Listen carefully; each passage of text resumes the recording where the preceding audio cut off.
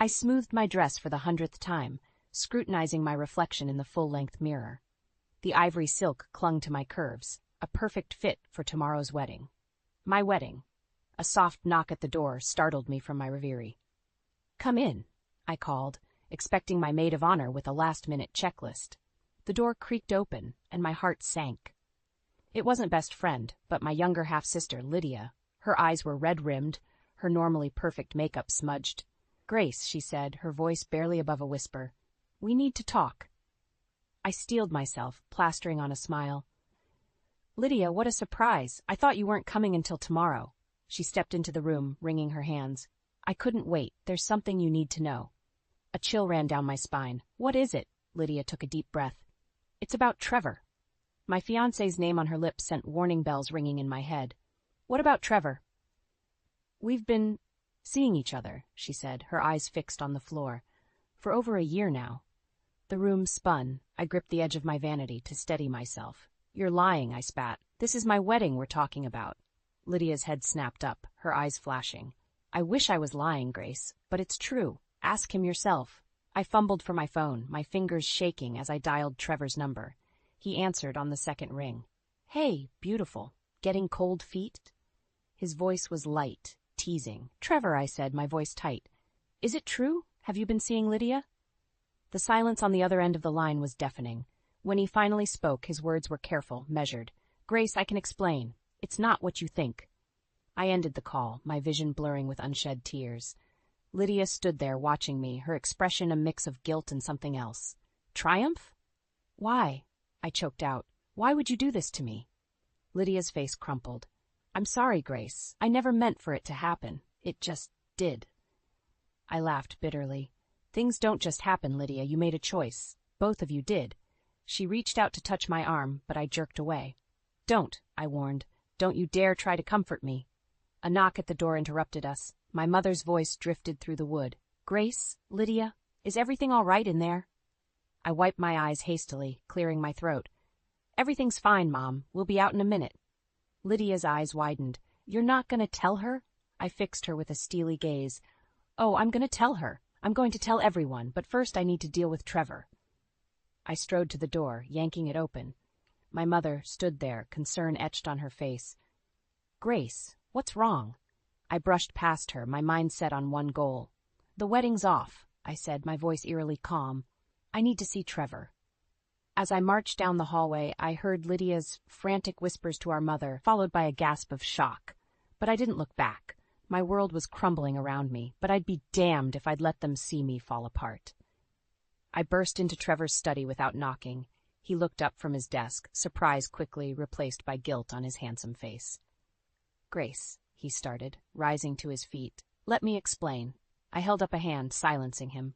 "Save it, Trevor. I don't want to hear your excuses." He moved around the desk, reaching for me. "It was just a fling, Grace. It doesn't mean anything." I stepped back, my anger rising.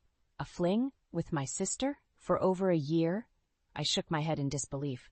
"You've turned our entire relationship into a lie." Trevor's face hardened. "Don't be dramatic, Grace. These things happen. We can work through this." I slipped the engagement ring off my finger, tossing it onto his desk. "No, Trevor.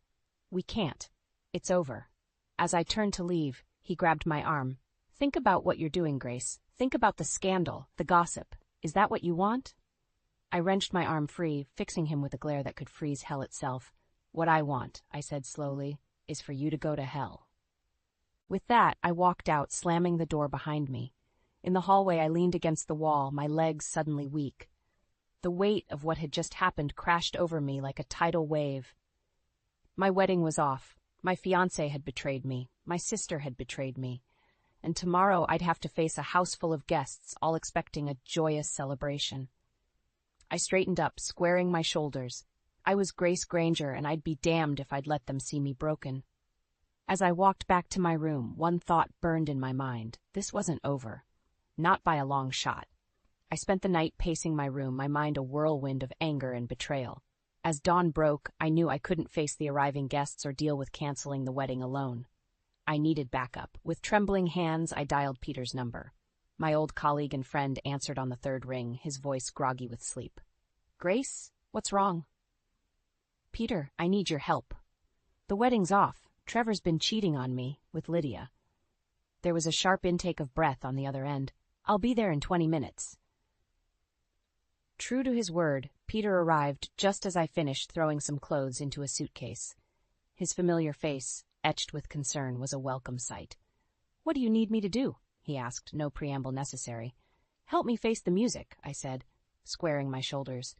"We need to tell the guests and cancel everything." As we descended the stairs, my mother's shrill voice echoed from the living room. "Grace Elizabeth Granger! You get down here this instant!" I exchanged a glance with Peter before stepping into the lion's den. Mom stood in the center of the room, her face a mask of fury. Trevor lounged on the sofa, looking more annoyed than remorseful. Lydia huddled in a corner, eyes red and puffy. "What is the meaning of this?" Mom demanded. "Trevor tells me you're calling off the wedding. Have you lost your mind?" I felt Peter's steadying presence behind me as I faced my mother. "No, Mom.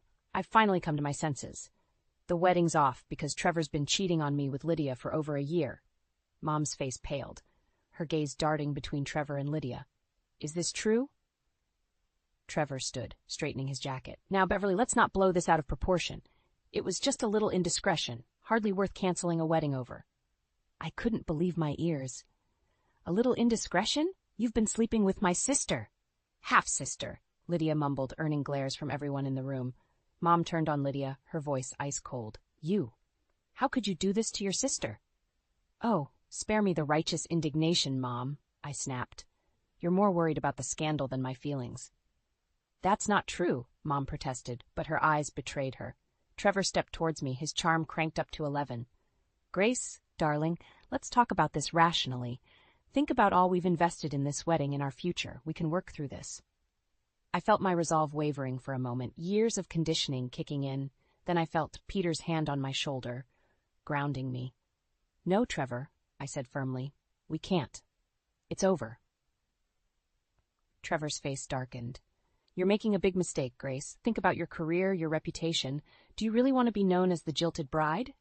"Better that than the fool who married a cheater," I retorted. Lydia suddenly sprang to life, rushing towards me. "Grace, please, I'm so sorry. I never meant for this to happen. You have to believe me." I stepped back, bumping into Peter. "Don't touch me, Lydia. You're dead to me." The room fell silent, the weight of my words hanging in the air. Mom looked between us, her face a mix of shock and disappointment. "What are we going to tell people?" she finally asked. I turned to Peter. "That's where you come in. Can you help me notify the guests and cancel the arrangements?" He nodded, squeezing my shoulder. "Of course, whatever you need." As Peter and I turned to leave, Trevor called out, "Grace, don't do this. You're throwing away everything we've built." I paused at the doorway, looking back at the wreckage of my life. My cheating fiancé, my traitorous sister, my image-obsessed mother. In that moment, I knew I needed to escape, to find myself again. "No, Trevor," I said quietly. "I'm finally building something real, a life without lies." With that, I walked out, Peter by my side, leaving behind the shattered remains of my old life. As we stepped into the sunlight, I took a deep breath, feeling a strange mix of terror and exhilaration. "Where to now?" Peter asked gently. I thought for a moment, then made a decision that would change everything. "Take me to my childhood home. It's time I faced some old ghosts." The drive to my childhood home was silent, the weight of recent events hanging heavy between Peter and me. As we pulled up to the weathered Victorian house, my stomach churned with a mix of dread and nostalgia. "You sure about this, Grace?" Peter asked, concern etching his features. I nodded, steeling myself. "I need to face this head-on." The front door creaked open before we reached it, revealing my mother, Beverly Quinn, looking as formidable as ever in her tailored suit. "Well, well," she drawled, eyeing us critically. "The prodigal daughter returns." I bit back a retort, reminding myself why I was here. "Hello, Mom. Can we talk?" She stepped aside, gesturing us in with a wave of her perfectly manicured hand. The house smelled the same, a mix of lemon polish and stale perfume that instantly transported me back to my tumultuous teenage years. We settled in the living room, the tension palpable. Peter excused himself to make coffee, leaving me alone with my mother. "So," Beverly began, her voice dripping with sarcasm, "I hear congratulations are in order. You've managed to spectacularly implode your wedding and your relationship in one fell swoop." I clenched my fists, fighting to keep my voice steady. I didn't come here for your judgment, Mom. I came because I need. What? She pressed, leaning forward. What could you possibly need from me after all these years? The words stuck in my throat, but I forced them out. Advice. How did you do it? How did you move on after Dad's betrayal? Beverly's eyes widened, genuine surprise replacing her usual mask of disdain. For a moment I saw a flicker of the woman she used to be, before bitterness and resentment had taken hold. Oh, Grace, she sighed, her shoulders sagging. I didn't. I never moved on. I let it consume me, define me, and look where that got us. Her unexpected honesty caught me off guard. But you seemed so strong, so unaffected. She laughed, a harsh, brittle sound. That was the greatest lie of all. I was broken, and instead of putting myself back together, I let the broken pieces cut everyone around me, especially you and Lydia. As if summoned by her name, the front door burst open, and Lydia stormed in, her face a storm of emotions. How dare you run away like that? She shouted, ignoring our mother completely. We weren't finished talking. I stood, anger flaring anew. There's nothing left to say, Lydia. You made your choice. Girls, please, Beverly interjected, but we both ignored her. Lydia advanced, her voice rising. You always do this. Run away when things get tough. You ran from Dad, you ran from Mom, and now you're running from me and Trevor? I'm not running, I shot back. I'm finally standing my ground. Enough! Beverly's voice cracked like a whip, silencing us both. It looks like history is repeating itself, dear. The same old patterns, the same old pain. I turned to her, fury building. I'm nothing like you, Mom. I won't let this define me. Beverly's eyes softened, surprising me again. Good. That's exactly what I hoped you'd say. Lydia scoffed, drawing our attention back to her. Oh, please. You're more like her than you know, Grace. Always playing the victim. Always thinking you're better than everyone else. That's rich coming from you, I spat. You've spent your entire life trying to tear me down out of jealousy. Jealousy? Lydia laughed bitterly. You have no idea what I've been through, what I've had to do to survive in this family. Then enlighten me, I challenged, stepping closer. What could possibly justify betraying your own sister? Lydia's face contorted, a mix of pain and rage. You want the truth? Fine. I slept with Trevor because I wanted to hurt you. I wanted you to feel just a fraction of the pain I've felt living in your shadow all these years. Her words hit me like a physical blow, leaving me breathless. In that moment, I saw the depth of her resentment, the years of pent-up anger and hurt. Beverly stood, moving between us. It looks like we all have some hard truths to face. The question is, are we brave enough to do it? As I looked from my mother to my sister, I realized this was just the beginning. The real battle was yet to come, and it would either tear us apart forever or forge a new, stronger bond. I'm ready, I said, my voice steady. Let's lay it all out on the table. No more lies, no more secrets. Lydia's eyes narrowed, a challenge in her gaze. Be careful what you wish for, sister dear. You might not like what you hear. The tension in the room was suffocating as Lydia, Mom, and I faced each other, years of unspoken resentment hanging between us. Peter had wisely retreated to the kitchen, leaving us to our family drama. You want the truth? Lydia spat, her eyes blazing. Fine. I'm here because I need money. The inheritance Dad left me is gone, and I'm drowning in debt. I felt a surge of bitter satisfaction. So sleeping with Trevor wasn't just about hurting me. You were after his money, too. Lydia's face flushed with anger. Don't you dare judge me. You have no idea what it's like to struggle while watching your perfect sister sail through life. Girls, please, Mom interjected, but we ignored her. Struggle? I laughed incredulously. You've had every advantage, Lydia. What could you possibly be struggling with? Lydia's eyes darted to Mom, then back to me. You really want to know? I've been paying for Mom's medical treatments for the past year. Treatments she's been hiding from you. The world seemed to tilt on its axis. I turned to Mom, searching her face for confirmation. What treatments? What is she talking about? Mom sank into her chair, suddenly looking every bit her 60 years. I didn't want to worry you, Grace. You were so busy with your career and the wedding. I'm your daughter, I cried, feeling the sting of betrayal anew. How could you keep this from me? Because she knew you'd try to fix everything like always, Lydia sneered. Saint Grace to the rescue. I whirled on her. And you? You've been paying for her treatments? With what money? Lydia's defiant expression crumbled. I may have borrowed against the house. Dad's house. The implications hit me like a freight train. Our childhood home, the only tangible connection we had left to our father, was at risk because of Lydia's actions. You what? I breathed, struggling to process this new betrayal. I had no choice, Lydia shouted, tears streaming down her face. Mom needed the treatments, and you were too caught up in your perfect life to notice anything was wrong. I felt like I was drowning, overwhelmed by the cascade of revelations. Why didn't either of you come to me? I could have helped. Because we didn't want to be another burden on your shoulders, Mom said softly. You've always carried so much, Grace. We thought we could handle this on our own. The irony of their misguided attempt to protect me wasn't lost on me.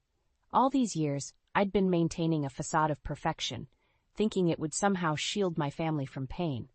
Instead, it had driven us further apart. So what now? I asked, my voice barely above a whisper. The treatments, the house, what are we going to do? Lydia laughed bitterly. That's why I came clean about Trevor. I thought if I ruined your wedding, you'd be so angry you'd pay me off to leave you alone. I could use that money to save the house. The calculated cruelty of her plan stunned me into silence. This was my sister, my flesh and blood, admitting she'd deliberately set out to destroy my happiness for financial gain. Oh, Lydia, Mom sighed, shaking her head. What have we become? I stood up abruptly, needing space to think. I need some air. As I headed for the door, Lydia called out, her voice tinged with desperation. Grace, wait! I'm sorry. I know it was wrong, but I didn't know what else to do. Please, help us. I paused, my hand on the doorknob.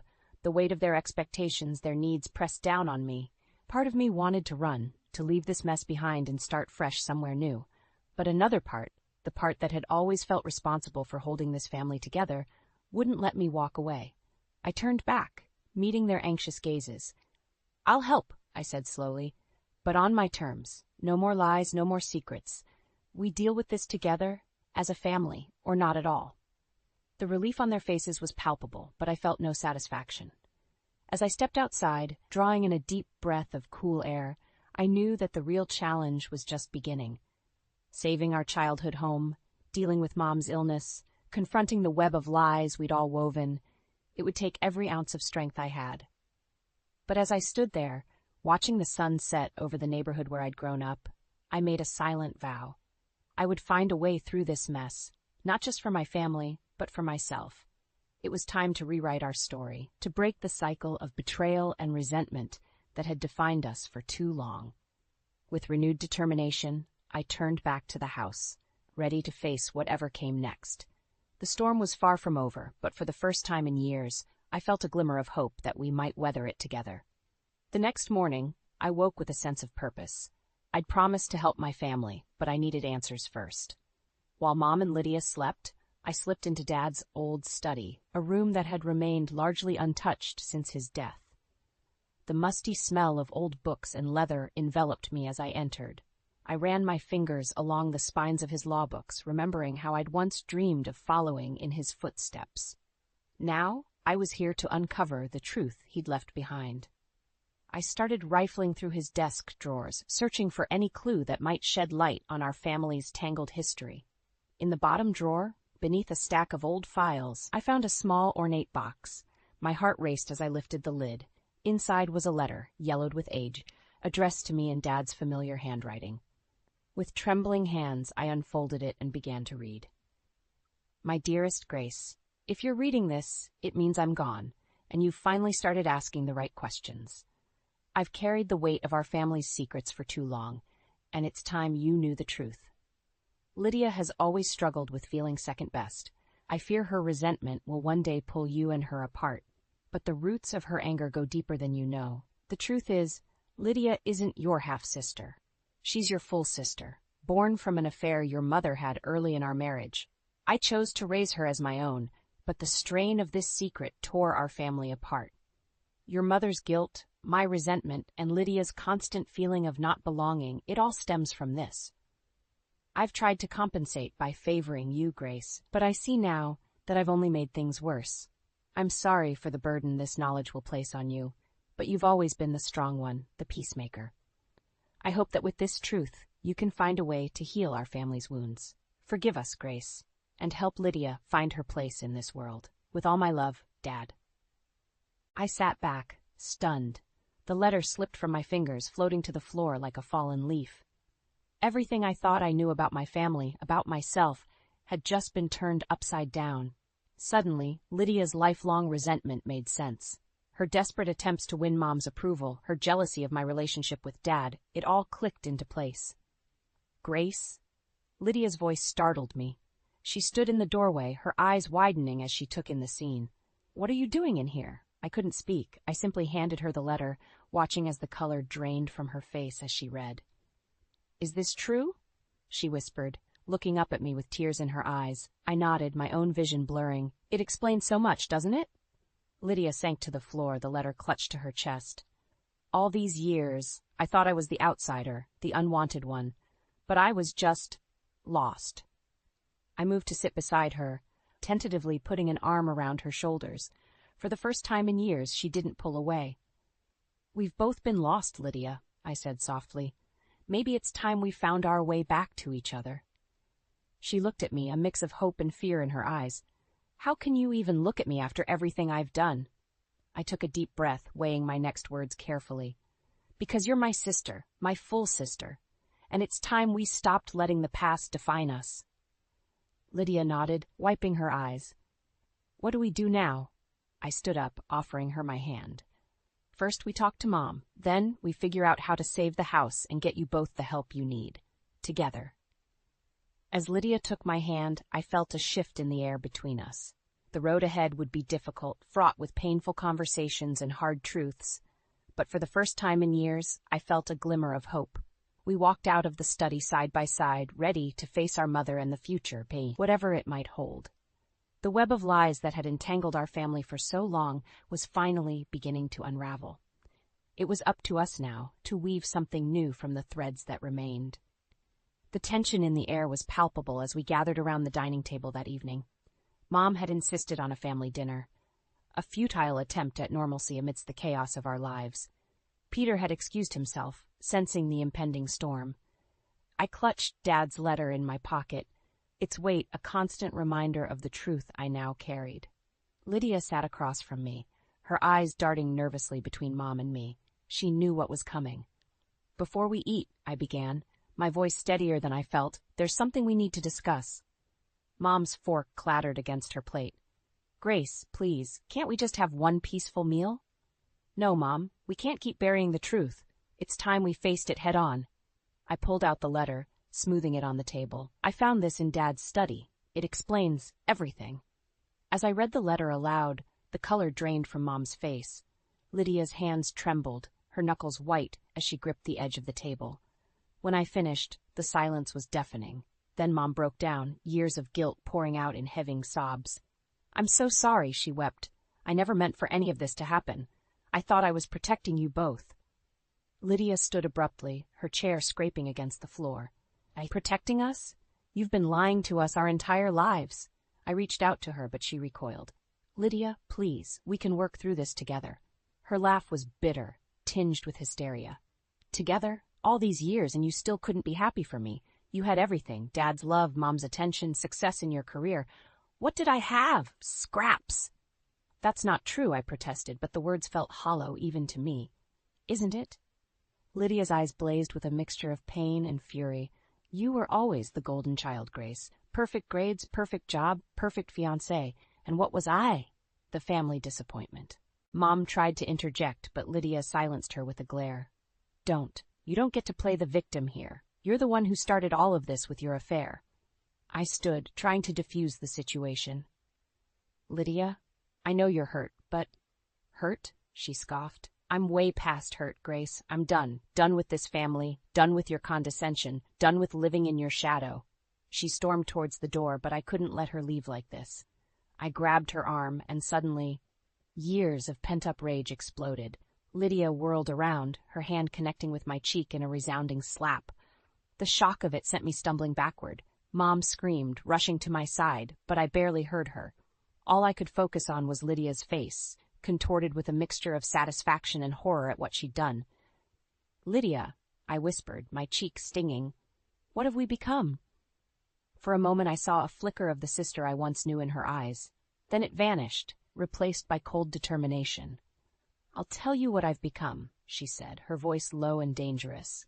I've become someone who's done playing by your rules. You think you can swoop in and fix everything with your perfect Grace Granger touch? Well, you can't fix this. She reached into her purse, pulling out a stack of papers. You see these? This is my plan to take over Dad's company. The company you never cared about, but that I've been working my ass off in for years. And now, it's going to be mine. I stared at her, stunned. What are you talking about? Lydia's smile was cruel. Oh, sister dear, did you really think I was just sitting around feeling sorry for myself all these years? I've been planning, waiting for the right moment. And now, thanks to your little revelation, I have everything I need to discredit you and take what's rightfully mine. Mom gasped, Lydia, you can't be serious. Watch me, Lydia snarled, heading for the door. It's time I made my own light instead of living in Grace's shadow. As the door slammed behind her, I sank to my knees, the weight of everything crashing down on me. I had thought the truth would heal us, but instead, it had torn us apart in ways I never imagined possible. Mom's hand on my shoulder felt like a lead weight. Grace, what are we going to do? I looked up at her, feeling more lost than I ever had in my life. I don't know, Mom. I really don't know. The morning after Lydia's explosive revelation, I woke to a flurry of missed calls and urgent messages.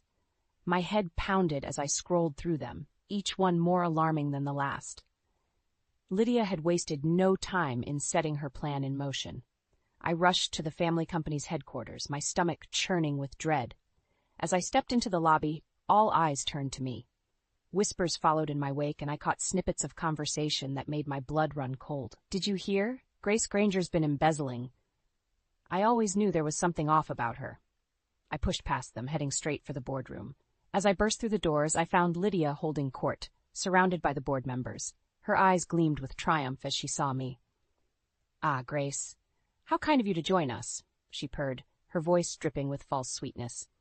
We were just discussing your creative accounting practices. I felt the blood drain from my face. What are you talking about?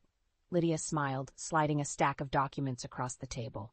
These financial records show some very interesting transfers from the company accounts to your personal ones. Care to explain? I leafed through the papers, my hands shaking.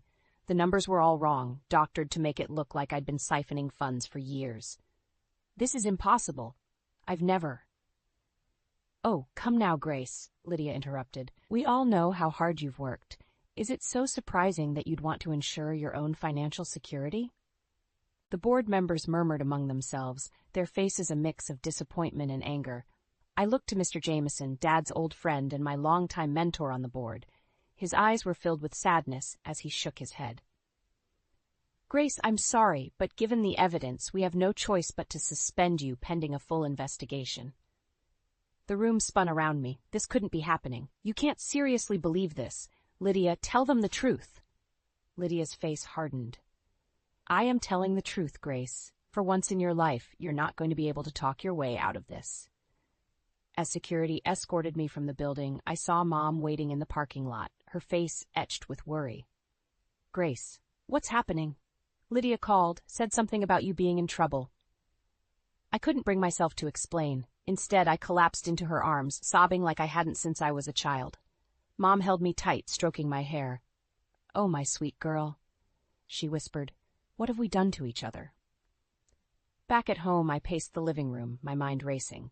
Peter arrived, his face grim as I filled him in on Lydia's machinations. We need to fight this, Grace, he insisted. There must be a way to prove your innocence. I shook my head, feeling defeated.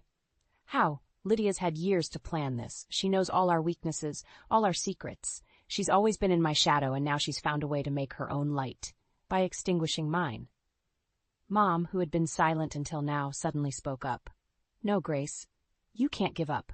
You're stronger than this, stronger than Lydia, stronger than me.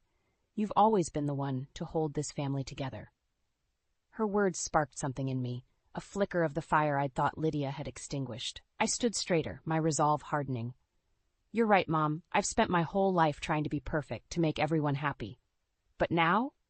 Now it's time to fight fire with fire. I turned to Peter, a plan forming in my mind. I need your help. We're going to dig into every corner of this company, every decision Lydia's made. If she wants to play dirty, she's about to learn that two can play at that game. As I spoke, I felt a shift within me. The old Grace, the peacemaker, the perfect daughter, was gone. In her place stood someone new, someone forged in the crucible of betrayal and deceit. Lydia thought she'd won, that she'd finally stepped out of my shadow. But she was about to learn a harsh truth. Sometimes it's the shadows you need to fear the most. I picked up my phone, my fingers flying over the keys as I started to put my plan into action. Lydia, you've chosen darkness over and over again. Now it's time you learned what real darkness looks like. As I hit send on the message, I felt a chill run down my spine. There was no going back now. The final showdown was about to begin, and only one of us would emerge victorious. The boardroom fell silent as I strode in, my heels echoing on the polished floor. Lydia's smug smile faltered as she saw the determination in my eyes. I'd spent the last week gathering evidence, calling in favors, and preparing for this moment. Ladies and gentlemen of the board, I began, my voice steady. I'm here to set the record straight. I laid out the truth, piece by damning piece. The doctored financial records Lydia had presented, I'd traced them back to her own computer. The supposed embezzlement, a clever manipulation of numbers that, when unraveled, revealed Lydia's own misappropriation of funds. As I spoke, I watched the color drain from Lydia's face. The board members leaned in, their expressions shifting from skepticism to shock. But why? Mr. Jameson asked, his voice heavy with disappointment. Lydia, why would you do this? Lydia's composure cracked. Because I deserved it, she screamed, her eyes wild. I've worked just as hard as Grace, but she always got the praise, the recognition. It was my turn. In that moment, I saw my sister for who she truly was, a wound-desperate woman who'd let her resentment consume her. Part of me wanted to reach out, to comfort her as I had when we were children, but I knew we were past that now. Lydia, I said softly, you've chosen darkness over and over again, but it didn't have to be this way. We could have built something together, supported each other. She laughed bitterly. Always the perfect sister, aren't you, Grace? Even now, you think you can fix everything. No, I replied, shaking my head. I can't fix this, but I can move forward. I turned to the board. I'm stepping down from my position in the company. It's time for me to start a new chapter. Gasps filled the room. Mr. Jameson stood, protesting. Grace, you can't leave. The company needs you. I smiled, feeling a weight lift from my shoulders. The company will be fine. It's time I wrote my own story. As I walked out of the boardroom, leaving behind the shocked faces and Lydia's defeated form, I felt a sense of liberation I hadn't experienced in years. Mom was waiting for me in the lobby, her eyes questioning. It's done, I told her. I've cleared my name, but I'm leaving the company. She nodded, understanding in her eyes. Where will you go? I took a deep breath, realizing I hadn't thought that far ahead. I don't know yet, but for the first time in my life, that uncertainty doesn't terrify me. Mom squeezed my hand. Maybe this time you'll write your own story without the weight of our family's expectations. As we stepped out into the sunlight, I saw Peter waiting by his car. He'd been my rock through this ordeal, and I felt a flutter in my chest as our eyes met. Ready for a new adventure? He asked, a smile playing on his lips. I laughed, feeling lighter than I had in years. More than ready. As we drove away from the building that had been the center of my world for so long, I reflected on the journey that had brought me here. The betrayals, the lies, the pain, they had all shaped me, but they didn't define me. I thought of Lydia, hoping that one day she might find peace. I thought of Trevor, grateful that his betrayal had freed me from a life that wasn't truly mine. And I thought of Dad, wishing he could see the strength I'd found in myself. The road ahead was uncertain, but for the first time I was excited about the possibilities. I'd spent so long trying to be the perfect daughter, sister, and fiancé that I'd lost sight of who I really was. Now, as the city faded in the rearview mirror, I felt like I was finally coming home to myself. The web of lies that had entangled my family for so long was broken, and in its place I was weaving a new tapestry, one of honesty, self-discovery, and hope. So, Peter asked, glancing at me, where to? I smiled, feeling the warmth of the sun on my face and the promise of a new beginning in my heart. Anywhere, I replied, as long as it's forward. As we drove into the unknown, I realized that sometimes the greatest act of love is letting go of expectations, of resentments, of the past itself. And in that letting go, we find the strength to begin again. The road stretched out before us, full of possibilities. And for the first time in my life, I was ready to embrace them all.